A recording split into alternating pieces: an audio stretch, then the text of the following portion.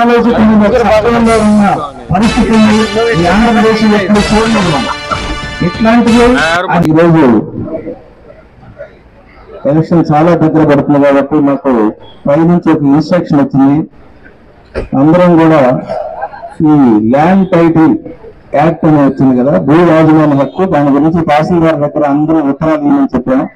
ప్రతి తహసీల్దార్ దగ్గరికి వెళ్ళి ఇది ఎంత అన్యాయమైన చట్టం అని చెప్పిందని చెప్పాం.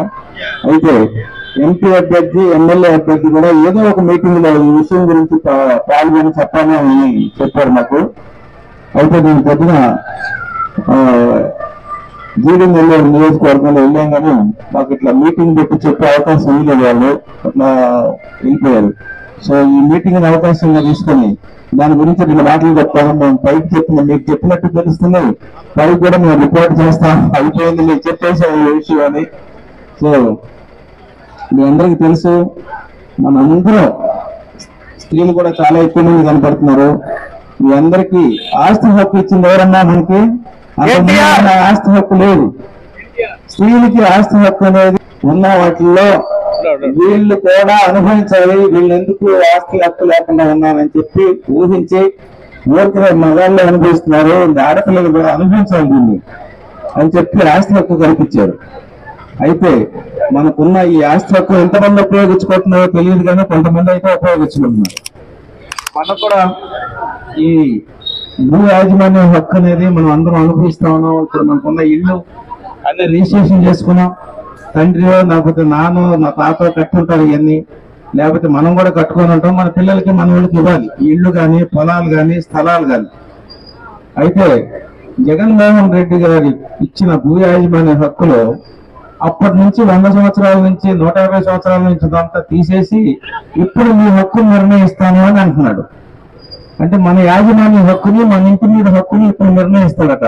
20 ఏళ్ళు అయిపోయింది, 30 ఏళ్ళు అయిపోయింది ఇల్లు కట్టి, దానికి మనం పర్మిషన్ తీసుకున్నాం, స్థలాలు రిజిస్టర్ చేసుకున్నాం, అంత అయిపోయింది.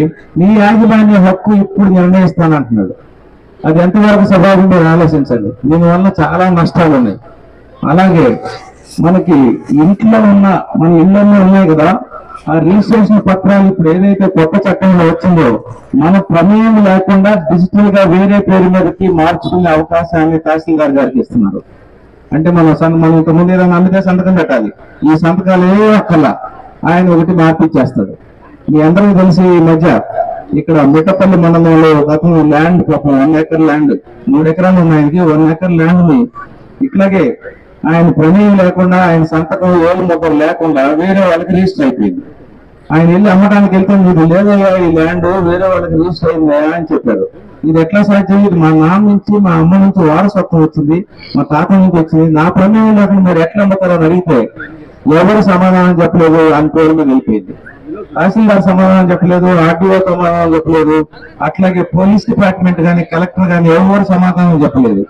అయితే ఎందుకు సమాధానం చెప్పలేకపోయారు? ఇది నాకు అవమానం అని చెప్పి ఆయన రైలు కిందకి ఎదురుగా వచ్చి రైలు దగ్గరికి వెళ్ళిపోయాడు, చనిపోయాడు అతను అవమానంతో. ఆయన చనిపోయాడని ఆయన భార్య, కూతురు కూడా చనిపోయాడు. ఇంత అవమానం జరిగిన తర్వాత ఇక్కడ బతకాల్సిన పరిస్థితి అండి.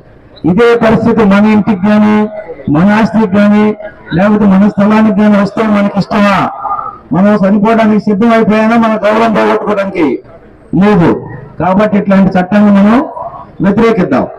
అయితే ఇక్కడ నుంచి వచ్చే భూమి, ఇల్లు, రిజిస్ట్రేషన్లు, పాస్బుక్లు ఇవన్నీ కూడా ఎలా రాబోతున్నాయి అంటే జగన్మోహన్ రెడ్డి గారు సీఎం బొమ్మ తీసుకొని వస్తాయట. ఇంతకుముందు మనకి ఆంధ్రప్రదేశ్ బొమ్మ వస్తుంది, మనకి 2 మనకు వరంగల్ బొమ్మలా ఉంటాయి. అట్లాంటివి వదిలిపెట్టి ఇప్పుడు సీఎం గారి బొమ్మతో వస్తాయి అంట. అంటే మనం ఒక 5 ఏళ్ళు ఆయన ఉంటే మన డాక్యుమెంట్ ఇల్లు 100 సంవత్సరాలుగా ఉంటే మన డాక్యుమెంట్ 100 సంవత్సరాలు ఆయన బొమ్మను మనం భరించాలట. ఇది కూడా నష్టమైన పని, మనకి యాక్సెప్ట్ చేయం. మనం అసలు దాన్ని వ్యతిరేకించాల్సిన రోజు రానే వచ్చింది. అట్లాగే ఇంకొకటి పెద్ద నష్టం జరుగుతుంది ఇక్కడ. మనందరికీ కలిసి సంప్రదాయంగా పెళ్లిళ్ళు చేసినప్పుడు మన ఆడపిల్లలకి ఇల్లు, పొలము, స్థలము గుర్తులు వేస్తాం. దాన్ని స్త్రీధనం అంటాం, స్త్రీధనంగా ఇచ్చేసుకుంటాం మనం. కానీ దాన్ని మన వ్యక్తులు రిజిస్ట్రేషన్ చేయాలి. ఐడియా వచ్చిందా మీకు? ఒక పత్రం రాస్తాం, లేకపోతే కట్టుబాటుగా ఇదో ఈ గ్రామంలో పెళ్లి జరుగుతుంది, నా కూతురికి ఇది ఇచ్చేసిందని చెప్తాను, కానీ మనం ఎప్పుడు రిజిస్ట్రేషన్ చేయాలి. కానీ 40 ఏళ్ళు 50 ఏళ్ళు అనుభవిస్తూ ఉంటారు. వాళ్ళు పొలం కానీ స్థలం కానీ ఇల్లు కానీ అనుభవిస్తూ ఉంటారు. 2 డివిజన్లు 33, 34 డివిజన్లకు సంబంధించిన తెలుగుదేశం పార్టీ, జనసేన మరియు బీజేపీ పార్టీకి చెందిన నాయకులు, కార్యకర్తలందరికీ పేరు పేరున హృదయపూర్వక నమస్కారాలు. మరి ముఖ్యంగా ఈ గంగన్నపల్లికి నాకు ఒక సంబంధం ఉంది. కటారి మోహన్ అన్న వాళ్ళ మిస్సెస్ వాళ్ళ కుటుంబ సభ్యులతో గత 24 సంవత్సరాల క్రితమే వ్యాపారం చేసిన వ్యక్తిగా వారి ప్రేమకి ఆనాడే ఈ గురజాల జగన్మోహన్ ఎన్నోసార్లు మా మోహన్ అన్న కీర్తించడం జరిగింది. ఈ రోజు ఆయన ఎక్కడున్నాడో తెలియదు, కానీ ఎక్కడున్నా కూడా వారి ఆశీస్సులు నాకు, నా కుటుంబానికి ఉంటుంది. ఎందుకంటే ఆ రోజు కటారి మోహన్, నేను జగన్మోహన్, మమ్మల్ని ఇద్దరిని కన్ఫ్యూజన్ అయ్యేవాళ్ళు వ్యాపారంలో. మోహన్ అన్నకు ఫోన్ చెప్పి నాకు చేస్తారు, నాకు చేసి మోహన్ అన్నకు చేస్తారు. అరే నువ్వు పేరన్నా మార్చుకోలేదా? నేనైతే ఈ వయసులో పేరు మార్చుకోలేను అన్నాడు. ఆ రోజు మార్చుకుంటే పోయేది జగన్మోహన్ అని ఇప్పుడున్న ఈ దరిద్రపు ముఖ్యమంత్రి పేరు ఆ రోజే తీసేసి ఉంటే పోయేది. తెలియక బెంగళూరు పోయా కాబట్టి సరిలే ఆంధ్రాలో జగన్తో నాకేం పని ఉంది అనుకున్నా. అయితే ఇప్పుడు ఎక్కడికి పోయినా ఆ దరిద్రుని తిట్టాలి, నన్ను పొగడాల్సి వచ్చింది. నన్ను పొగుడుతూ ఎవరు పొగిడారో తెలియక కన్ఫ్యూజన్ వస్తాను. ఎందుకు తిడుతున్నానంటే ఇప్పుడే మా ఎంపీ గారు చెప్పినట్టు ఇదే ఒక స్థలం అనుకోండి, మా తాత మా నాన్నకి ఇచ్చాడు, మా నాన్న నాకు ఇస్తాడు అనుకోండి. దీనిపైన అప్పు చేసే హక్కు ఎవరికైనా ఉంటే అది నాకు ఉంటుంది. జగన్మోహన్ రెడ్డి అన్ని తాకట్టు పెట్టి కదా పథకాలు ఇవ్వాలి. ఇంకేమి తాకట్టు పెట్టడానికి ఆంధ్రాలో లేవు. ఒక 5 పెట్టుకున్నాడు, తెనాలి రామలింగలు. ఆ లింగాల సలహాలు ఏమి ఇస్తారంటే, సార్ మనకి ఇంకా అప్పు తీసుకోవడానికి ప్రభుత్వ ఆస్తులు ఏమీ మిగలలేదు, ఆ తిరుమలని కూడా తాకట్టు పెట్టాలని చాలా ప్రయత్నం చేశారు. ఆ పైన ఆర్ఎస్ఎస్ బీజేపీ వాళ్ళు ఒప్పుకోరు సార్, కేంద్రం కాబట్టి అది పెద్ద ఎత్తున గలాటలు ఇబ్బందులు అవుతాయి. ప్రజల ఆస్తి అప్పు పెట్టుకుంటాం సార్, వాళ్ళు ఏం అడిగేటట్లేదు. మనం ఎంత దౌర్జన్యం చేసినా ఎక్కడికక్కడ ఇళ్లలో ఉంటారు తప్పితే తెలుగుదేశం పార్టీ నాయకులకు కానీ తెలుగుదేశం పార్టీకి కానీ ఎవరు సపోర్ట్ చేసే పరిస్థితులు లేదు. మనకున్న పోలీస్ యంత్రాంగం చాలా అద్భుతంగా పనిచేస్తుంది సార్. డౌట్ వచ్చిపోయి కేసు అనగానే ఎవరు ఇళ్లలో నుండి బయటికి రారు. కాబట్టి మనకు సంబంధించిన అధికారులు కూడా బ్రహ్మాండంగా పనిచేస్తారు. ఈ డాక్యుమెంట్ల పైన మీ ఫోటో ఉంటే చాలు సార్ అప్పిచ్చేస్తారంట అని ఎవడో సలహా ఇచ్చాడు. ఆ 5గురిలో ఒకడు ప్రభుత్వ సలహాదారుడు. మనం కట్టే ట్యాక్సులతో జీతాలు ఇస్తాం కదా, కాబట్టి ఆ డబ్బు తీసుకునేవాడు ప్రజలకి అద్భుతమైన సలహా కావాలంటే ఈ సలహా ఇచ్చాడంట జగన్మోహన్ రెడ్డికి. అంటే మన ఆస్తులకి ఆయన బొమ్మ పెట్టుకుంటే అప్పు దొరుకుతుంది అని. కాబట్టి ఈ వాళ్ళ తాత ఆస్తి చాలా ఉంది. ఆ ఇడుపుల పోతే ఒకే పేరు పైన 800 ఉంది. 3200 ఎకరాలు ఉంది, కానీ 800 రికార్డే ఉంటుంది. ఆడికి ఎవరిని అలా కూడా చేయరు, ఇరుపుల పాయ అంటారు దాన్ని. అందుకే ఆయనకి చాలా ఇష్టమైన భూమి కాబట్టి ఈ జగన్మోహన్ రెడ్డి మొత్తం కూడగట్టి ఎత్తుకుని పోయి అక్కడ ఒక మంచి సమాధి కట్టిపెట్టి అప్పుడప్పుడు పోయి అప్పలం చూసుకునేకి, వాళ్ళ నాన్న పుట్టినరోజు, వాళ్ళ నాన్న చనిపోయిన రోజు, లేదా పార్టీలో ఎవరికైనా బీఫారాల్సి ఇవ్వాల్సి ఉంటే ఆయన మాత్రం ఆ రోజు తలుచుకునేకి అక్కడికి వెళ్తూ ఉంటాడు. అది ఇది వరకే 2011, 12లోనే ఆ భూమి గురించి అనేక రకాలుగా పేపర్లో నేను కూడా చదివా. మెడ్రాస్ ఫారెస్ట్ ప్రైవేట్ లిమిటెడ్ పేరు పైనే ఉంటుంది. నువ్వు ఎంత ఎతికినా 800 ఎకరాలకి రికార్డు కనిపిస్తుంది, కానీ 3200 ఎకరాలు ఉంటుంది. జగన్మోహన్ రెడ్డి ఎట్టా జైలుకు పోయామో, మనం కూడా జైలుకు పోయిన క్యాండిడేట్లకు ఇచ్చినా కూడా ప్రజలు ఓటేస్తారు. ఎందుకంటే అతను జైలుకు పోయి వస్తే పులివెందల వాళ్ళకి తెలియక 90,000 మెజారిటీతో గెలిపించారు పోయినసారి.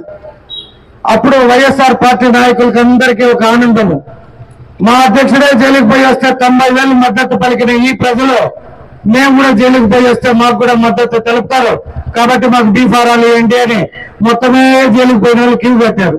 ఎప్పుడు 2024లో. ఆ క్రమంలోనే మనకి ఇక్కడ ఒక నాయకుడు ఎర్రచందనం పైన కేసులున్నా, మద్యం లిక్కర్ కేసున్నా, మత విధ్వంసాలు కేసున్నా, ఇంకా అనేక కేసులు ఉండే, వాటిని ఎక్కడా చూపిలే. మనం గెలిచిన తర్వాత ఆ కేసులు లెక్కలు బొక్కలు బయటకు తీద్దాము. సో ఈయన కూడా క్యూ కట్టాడు. సార్ మీరే జైల్లో ఉండి వస్తే ప్రజలు ఓటేసి మిమ్మల్ని ముఖ్యమంత్రిని చేశారు, మీరెంతే సార్, నేను 6 నెలలే, మీకంటే ఇంకా సంవత్సరం తక్కువ ఉంటుంది సార్, నన్ను కూడా ఎమ్మెల్యేని చేసేయండి సార్ అని అడిగాడంటే ఆయన ఇమ్మీడియట్ గా ఇక్కడ ఉన్న ఒక ఎమ్మెల్యేని కాదని ఆయనకి బీ ఫారం ఇచ్చినాడు. ఆ బీ ఫారం తీసుకునేదాకా అనేక వేషాలు వేశాడు. ఆ బీ ఫారం తీసుకున్నాక 2వ వేషం, నేను పేదవాడిని, నాకు ఆస్తి లేదు. ఆయన ఎవరో జగన్మోహన్ అంటే బెంగళూరు నుండి వచ్చేసాడు, 100 కోట్లు తెచ్చి పనిచేస్తా ఉన్నాడు అని చెప్పారు. 100 కోట్లు లేకనే బెంగళూరు పోయాడని ఆయనే చెప్పాడు. మళ్ళీ ఉత్త పారాషూట్ గాల్లో వచ్చాడు అని ఆయనే చెప్పాడు. ఇప్పుడు ఆయనే చెప్తున్నాడు 100 కోట్లు తెచ్చేసినాము అని. అంటే వాళ్ళ ఉద్దేశం ఏమి? ప్రజలకి ఎవరు బాగుపరిచే పని చేయకూడదు. వాళ్ళమ్మే లాటరీ కొనాలి, ఆ కుటుంబం ఆత్మహత్య చేసుకోవాలి. వాళ్ళు ఆడించే ప్యాకెట్ ఆడాలి, ఆ కుటుంబం ఆత్మహత్య చేసుకోవాలి. వాళ్ళమ్మే డ్రగ్స్, వాళ్ళమ్మే మత్తు పదార్థాలకి యువత మొత్తం బానిసలైపోవాలి. అంటే చిత్తూరు పట్టణాన్ని కల్తీ మద్యం, కల్తీ మందు, కల్తీ నకిలీ మార్గ ద్రవ్యాలు, అలాగే అన్ని కల్తీకి సంబంధించిన ఇది. ఇసుక చూస్తే బెంగళూరు ప్రతిరోజు లారీలు, మీరేమన్నా టోల్ గేట్ లో చూస్తే అన్ని లారీలు బెంగళూరు పోతా ఉంటాయి. ఇక్కడ ఏ చెరువు వదల్ల, ఏ గుట్ట వదల్ల, ఏ క్వారీ వదల్ల, ఏ అడవి వదల్ల. అడవి కూడా ఖాళీ అయిపోయిందంట. మొన్ననే పై నుండి గూగుల్లో ఫోటోలు తీస్తే ఎక్కడ ఎర్రచందనం కనిపిస్తాలే. పరిస్థితి మనకొద్దు. అందువల్ల మనం అందరం వ్యతిరేకించి మన ఆస్తులను పోగొట్టుకుని మనం అవమానకరంగా చనిపోయే పరిస్థితి మనకు వద్దు అని మనం అందరం గొంతెత్తి మాట్లాడాల్సిన సమయం ఆశయమైంది. దీని గురించే ఈ రోజు మేము తహసీల్దార్లు, తర్వాత కలెక్టర్లకు అందరికీ మేము వినతి పత్రాలు ఇచ్చేవి. చట్టం చంద్రబాబు నాయుడు దగ్గరికి రావు, ఎట్టి పరిస్థితుల్లో రావు. కాబట్టి దయచేసి ఇది గుర్తుపెట్టుకోండి. తెలుగుదేశం పార్టీని ప్రభుత్వంలోకి తీసుకొద్దాం, చంద్రబాబు నాయుడు గారిని సీఎం గా చేద్దాం. ఈ 2 అవ్వాలంటే ఏం చేయాలి? మనం గురజాల జగన్మోహన్ గారిని ఎన్నుకోవాలి. మనం ఇక్కడ అందరూ గురజాల జగన్మోహన్ గారిని ఓట్లేసి గెలిపించండి.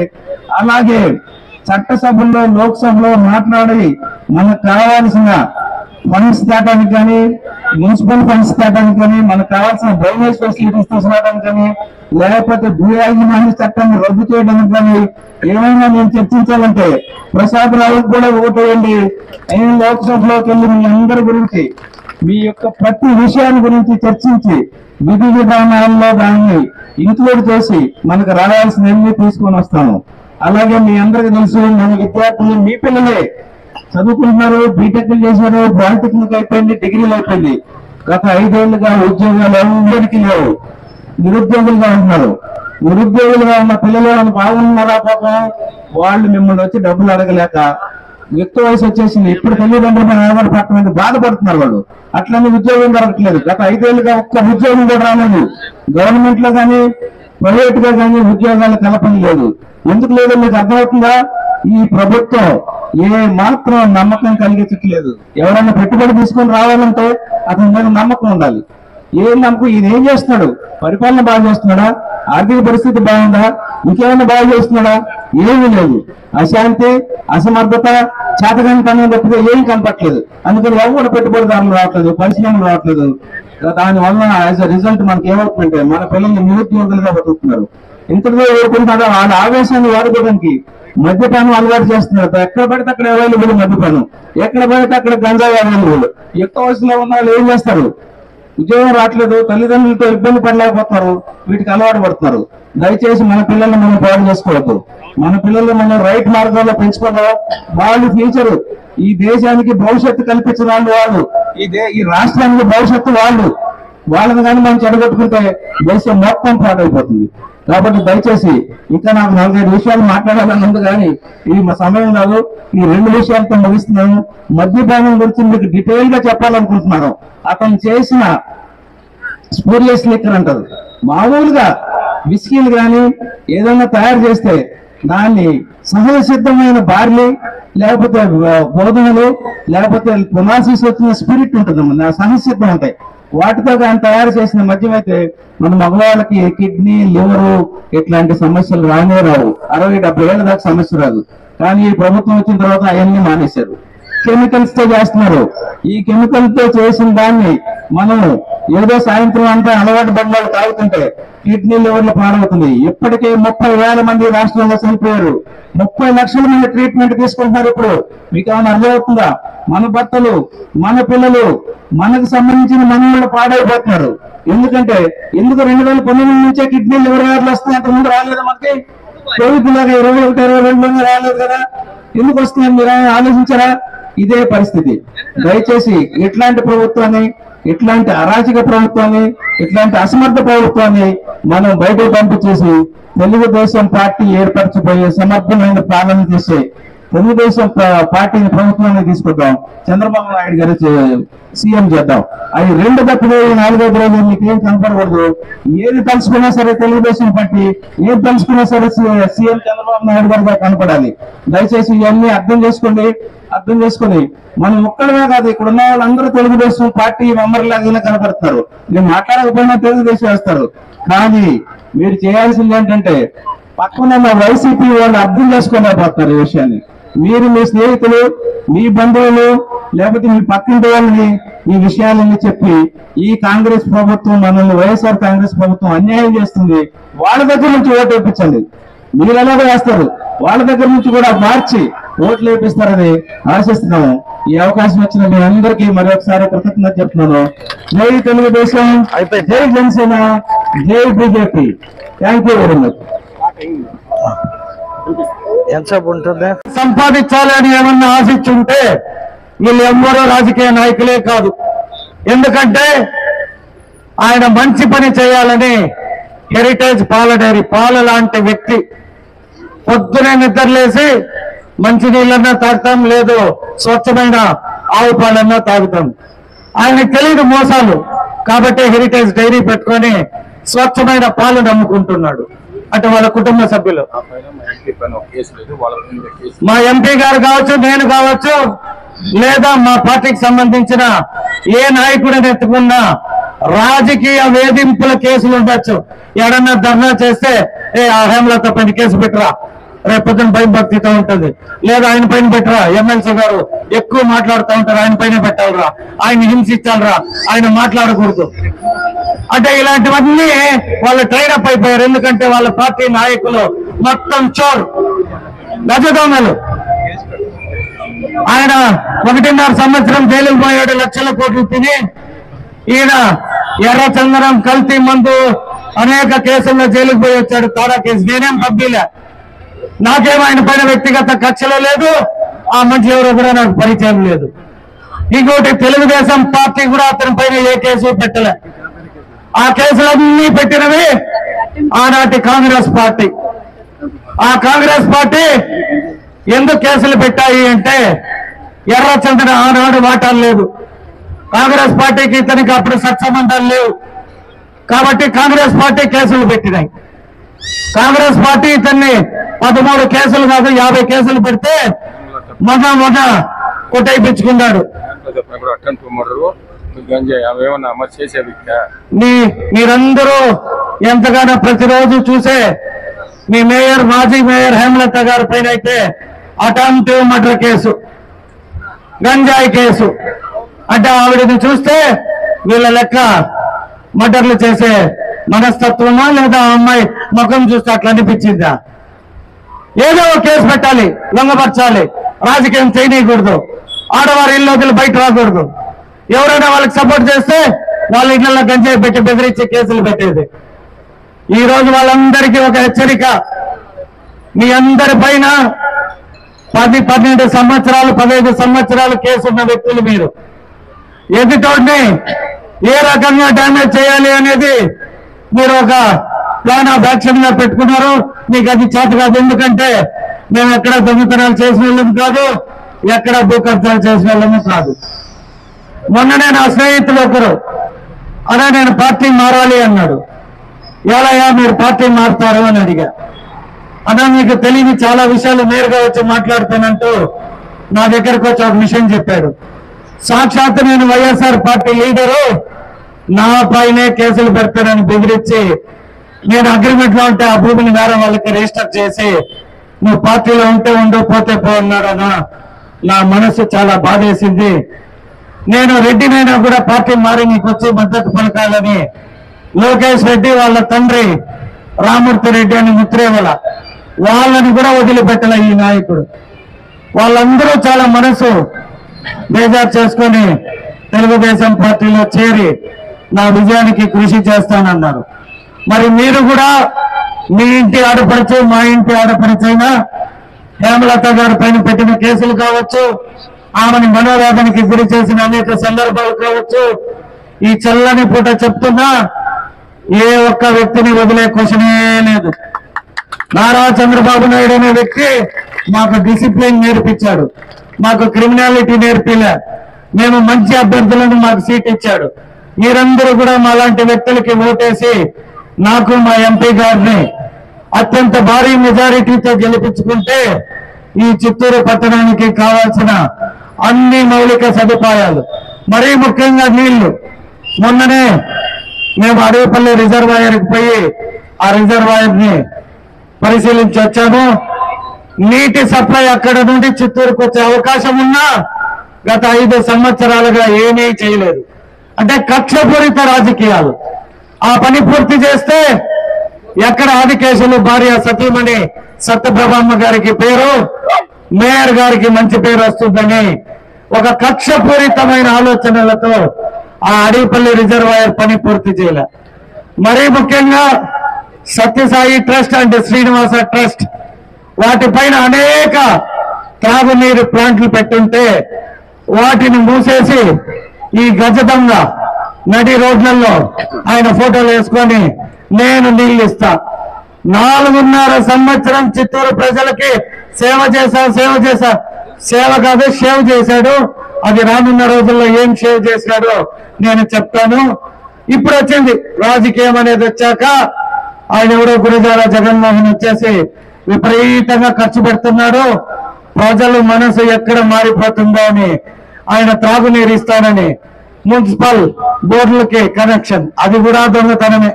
అదేం సొంత బోరేలా సొంత కరెంట్లా, మున్సిపల్ కరెంట్ మున్సిపల్ బోర్డు. కాబట్టి కష్టపడిన డబ్బుని దానం చేస్తే దానవీర సూర కర్ణ అంటారు, లేదా మంచి వ్యక్తి అంటారు.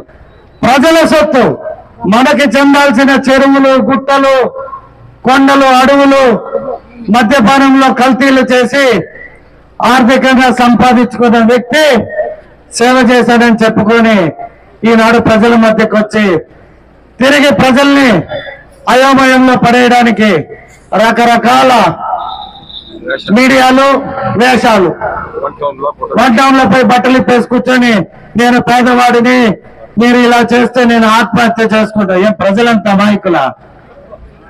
మీరు ప్రజల గొంతుల కోసం మీరు ఆత్మహత్య చేసుకుంటారా?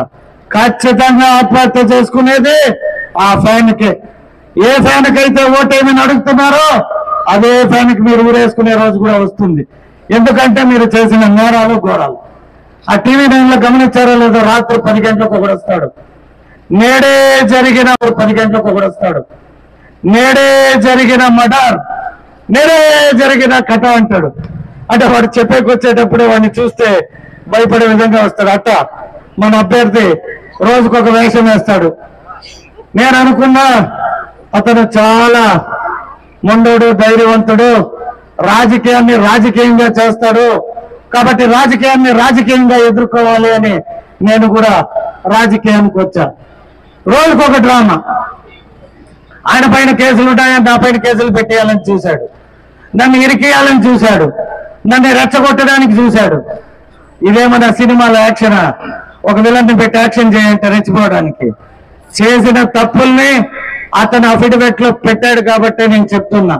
ఆ కేసులు ఏమి ప్రతిపక్షంలో ఉండి నేను పెట్టినవి కాదు, లేదా మా నాయకులు పెట్టినవి కాదు, లేదా మా దొరబాబన్నో, మా ఎంపీ గారు, మా హేమలత గారు, లేదా మా ఏఎస్ మనోహరన్న పెట్టినవి కాదు. సాక్షాత్తు కాంగ్రెస్ పార్టీ కేసులు పెట్టింది. ఆ కేసుల హిస్టరీ మొత్తం చూడండి మీరు. కాబట్టి ఎప్పుడు ఎదుటోడి గురించి మాట్లాడుకోవడం కంటే కూడా మీకు తెలియాలి అని చెప్పా.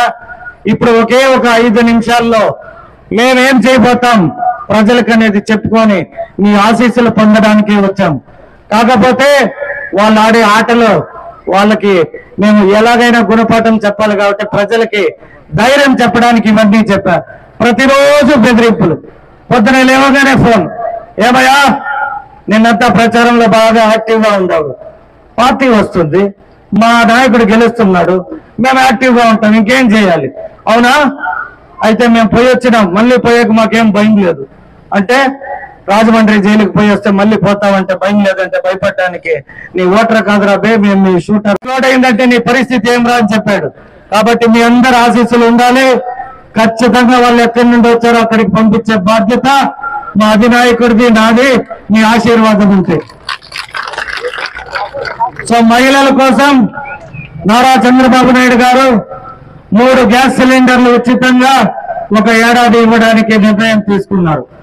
అలాగే మహిళలు చిత్తూరు నుండి శ్రీకాకుళం దాకా అనేక దేవస్థానాలు, పిలిగ్రిమ్ సెంటర్లు, లేదా రేపొద్దున అమరావతి ఎలా ఉంటుందో చూడాలన్న కోరిక ఉంటుంది. కాబట్టి డబ్బున్నోళ్ళు ఎంపీ గారు అయితే ఫ్లైట్ లో పోతారు, ఢిల్లీ పోవాలి కాబట్టి తప్పదు. సార్ రండి, ఎక్కడికి మనలాంటి పేదవాళ్ళు ఉంటారు కొందరు, మనం ఎలా పోవాలి? ఆర్టీసీ బస్ ఎక్కువ కూర్చుంటే ఫ్రీగా అమరావతి దాకా తీసుకుపోతారు. కాబట్టి మీకోసం బస్సు ఉచిత ప్రయాణం మహిళలకి, అలాగే 18 సంవత్సరాలు నిండిన మహిళలకి 1500 రూపాయలు, అలాగే చదువుకునే పిల్లలు 1 లేదా 2 ఉంటే 15,000 రూపాయలు.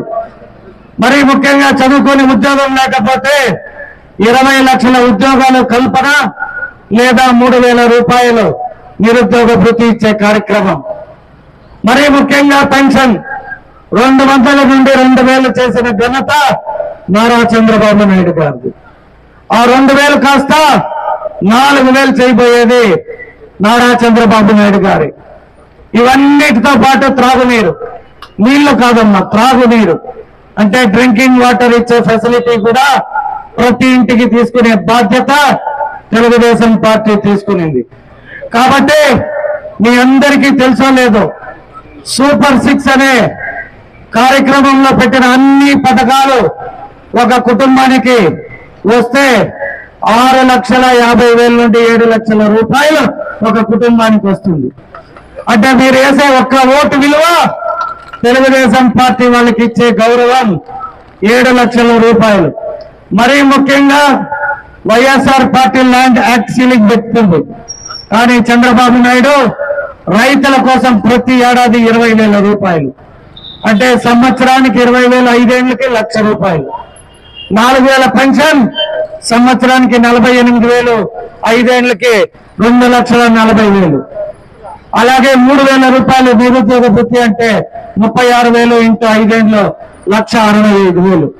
ఇలా చెప్పుకుంటా పోతే 7 లక్షల రూపాయలు ఒక కుటుంబానికి తెలుగుదేశం పార్టీ ఇవ్వాలి అంటే మీరు చేయాల్సిన ఒకే ఒక పని, సైకిల్ గుర్తుకి 2 ఓట్లు, ఒక ఓటు ఎమ్మెల్యేకి, ఒక ఓటు ఎంపీ గారికి. నాదేమో సీరియల్ 1, ఎంపీ గారిదేమో సీరియల్ 2. 2 బాక్సులు సపరేట్ గా ఉంటాయి. ఎమ్మెల్యే ఉన్న కాడ బాగా చూడండి, గురజాల జగన్మోహన్ బ్రాకెట్ లో జీజేఎం సైకిల్ బొమ్మ ఉంటుంది. నెంబర్ 1 లో రెడ్ బటన్ ఒత్తితే ఆ పీప్ సౌండ్ వచ్చిన తర్వాత ఆ కంప్యూటర్ పైన సైకిల్ బొమ్మ వస్తే మీరు చేయి తీసేయవచ్చు. అలాగే పక్కనే ఎంపీ గారిది ఉంటుంది. సీరియల్ నెంబర్ 2 లో దగ్గుమల్ల ప్రసాదరావు బ్రాకెట్ లో సైకిల్, అక్కడ కూడా నెంబర్ 2 బటన్ వచ్చారంటే వారు ఎంపీగా ఢిల్లీకి, నేను ఎమ్మెల్యేగా అమరావతికి వెళ్ళి మన రాజధానిని నిర్మిస్తాం.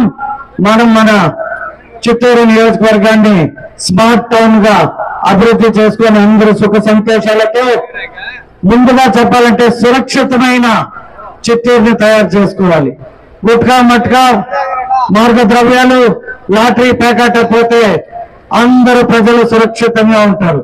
ఇవన్నీ పోవాలి అంటే న్యాయంగా కష్టపడి పైకి వచ్చిన వ్యక్తికే మీ ఓటేసి గెలిపించాల్సిందిగా కోరుకుంటూ మీ అందరినీ ఓటేసి గెలిపించాల్సిందిగా ప్రార్థిస్తూ సెలవు తీసుకుంటున్నా. జై హింద్, జై తెలుగుదేశం, జై చంద్రబాబు నాయుడు. ఓట్ ఫర్ 7 లక్షలు ఇచ్చే దీనికన్నా మీరు అడిగిస్తే 7 సముద్రాలు దాటి ఆ అమెరికాలో ఉన్న వాళ్ళు కూడా ఓటేసేకి రావాలి. జై హింద్. దయచేసి అందరూ కూర్చోవలసిందిగా కోరుకుంటున్నాం. అందరూ కూర్చుంటే మీటింగ్ స్టార్ట్ చేస్తాం. ఇంకా స్టార్ట్ చేస్తాం.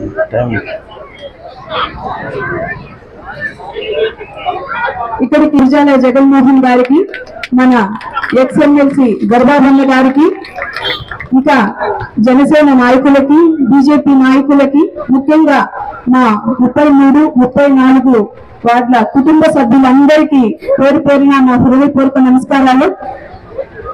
మనం అందరం కూడా ఆల్రెడీ చంద్రబాబు నాయుడు గారు ఏదైతే మహిళల కోసం సూపర్ 6 పథకాలు పెట్టారో అవన్నీ కూడా ఇంటింటికి కూడా చేరాయా లేదక్క?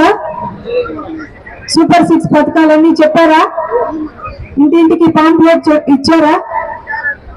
సమాధానం లేదు. ఎందుకు సమాధానం లేదు? అందరికి 4-5 సార్లు వచ్చారు కదా, వాటి పైన ఇచ్చారు కదా. కాబట్టి ఇంకా మనకి ఎలక్షన్స్ వచ్చే సోమవారం మే 13వ తేదీన జరగబోయే ఎలక్షన్ లో మనం అందరం కూడా ఆల్రెడీ ఫిక్స్ అయిపోయాం. ఎవరికి వేయాలక్క ఓటు? ఎవరికి? కాబట్టి అందరూ కూడా సైకిల్ గుర్తుకే ఓటేయాలి. మన ఎమ్మెల్యే అభ్యర్థి గారిని, ఎంపీ అభ్యర్థి గారిని అఖండ మెజారిటీతో మనం గెలిపించుకోవాలి. ముఖ్యంగా ఎప్పుడు కూడా ఇక్కడ చింతకాని చెట్టు దగ్గర నుంచి ఇటు పక్కకు గంగనపల్లిలో ఎప్పుడూ కూడా తెలుగుదేశం పార్టీ అంటేనే మన గంగనపల్లి అంటేనే తెలుగుదేశం. మనకు గవర్నమెంట్ రాకపోయినా కూడా ఎప్పుడు కూడా మనకి ఈ వార్డులలో ఎప్పుడు మెజారిటీ వస్తుంది. కానీ ఈసారి ఇంకా ఎక్కువ, ఒక్క ఓటు కూడా మిస్ అవ్వకుండా అందరూ కూడా తెలుగుదేశానికే ఓటేయాలి. మన ఇప్పుడు అందరూ కూడా మీరు మా కుటుంబం లాగా ఇప్పుడు కటారి కుటుంబం మీద ఉన్న అభిమానంతో, తెలుగుదేశం పార్టీ మీద ఉన్న గౌరవంతో అందరూ కూడా మాకు ఎప్పుడు వెన్నంటే ఉంటారు. అలాగే మన అందరి నాయకులకి మీ అమూల్యమైన ఓటును సైకిల్ గుర్తుపైనే వేసి మమ్మల్ని ఆశీర్వదించాలని కూడా కోరుకుంటున్నాను. సార్ మాట్లాడండి. ఎంపీ గారు ఇప్పుడు మన ఎంపీ